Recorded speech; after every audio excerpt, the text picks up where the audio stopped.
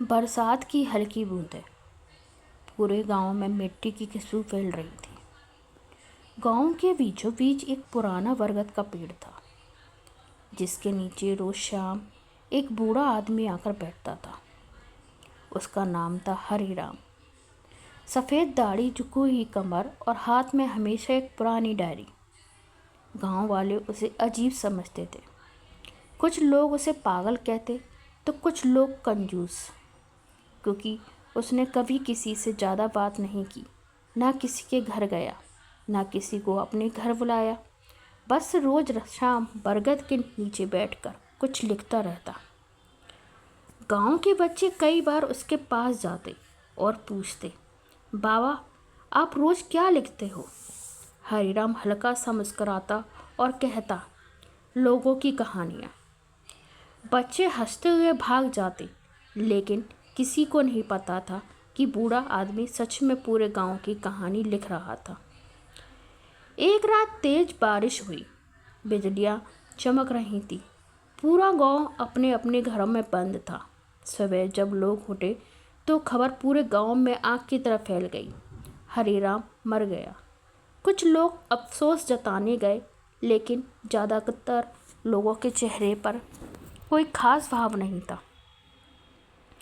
सरपंच ने औपचारिकता निभाते हुए अंतिम संस्कार की तैयारियां करवाई। तभी गांव का डाकिया दौड़ता हुआ आया। उसके हाथ में एक पुराना थैला था। उसने कहा, मरने से पहले हरिराम ने ये चिट्ठियां मुझे दी थी और कहा था कि उनकी मौत के बाद इन्हें गांव के लोगों तक पहुंचा दे। थैले में 25 चिट्ठियां थी। हर चिट्ठी पर अलग नाम लिखा था। पूरा गांव हैरान था, आखिर इन चिट्ठियों में क्या है। सबसे पहले चिट्ठी मिली शांति काकी को। कांपते हाथों से उन्होंने चिट्ठी खोली।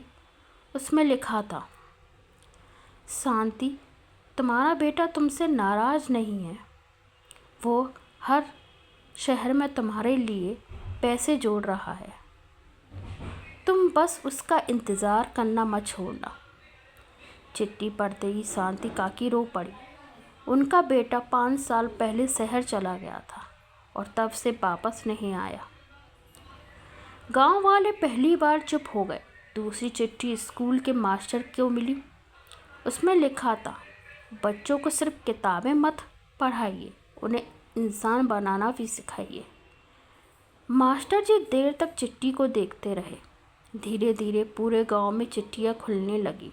हर चिट्ठी में ऐसा कुछ था जो सीधे दिल में उतर जाता था।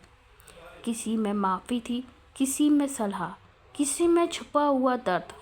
लोग समझ नहीं पा रहे थे कि हरिराम को उनके जीवन की इतनी बातें कैसे पता थी।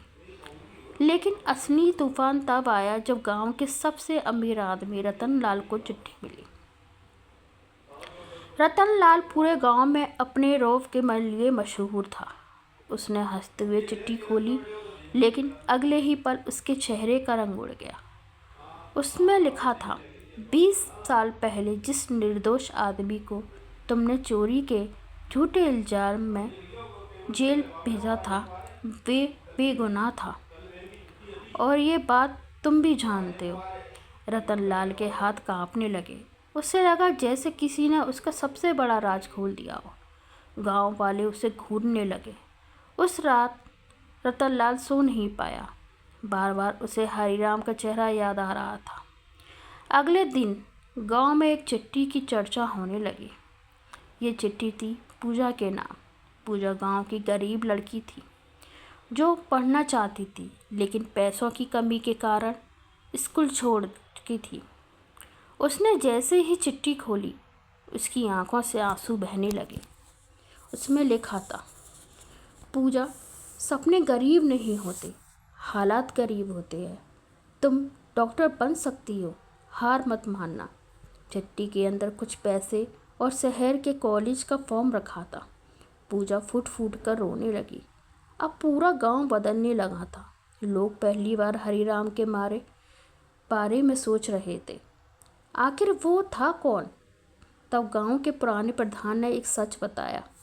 उन्होंने कहा, हरिराम पहले इस गांव का स्कूल मास्टर था, बहुत ईमानदार आदमी। लेकिन एक झूठे आरोप ने उसकी ज़िंदगी बर्बाद कर दी। सालों पहले स्कूल से पैसे चोरी हुए थे और लोगों ने शक हरिराम पर किया था। बिना सबूत के पूरे गांव में उसे चोर कह दिया। उस दिन के बाद उसने लोगों से बात करना बंद कर दिया, लेकिन उसने कभी गांव छोड़कर नहीं गया, क्योंकि वो इस गांव से नफरत नहीं करता था, वो बस टूट गया था।